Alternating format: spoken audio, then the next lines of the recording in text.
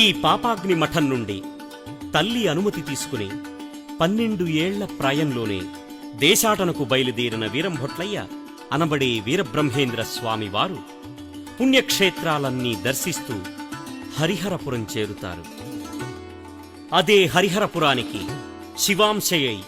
భూమి మీద జన్మించిన ఆనంద భైరవియోగి వేటలో పులికి బదులుగా తన బాణం గోవుకు తగిలి చుట్టుకున్న గోహత్యా పాతకాన్ని తొలగించుకోవడానికి తీర్థయాత్రలు తిరుగుతూ వీరప్పయాచార్యులుగా వీరబ్రహ్మేంద్ర స్వామి ఉన్న హరిహరపురానికి వచ్చి స్వామిని కలవడం, స్వామి తన దివ్య మంత్రాన్ని ఉపదేశించి, నీవు మహమ్మదీయ వంశమందు సిద్ధయ్యగా జన్మించినప్పుడు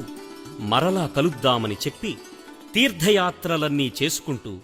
అక్కడ నుండి బనగానపల్లి గరిమిరెడ్డి అచ్చమ్మగారింటికి చేరారు శ్రీ వీరబ్రహ్మేంద్ర స్వామివారు.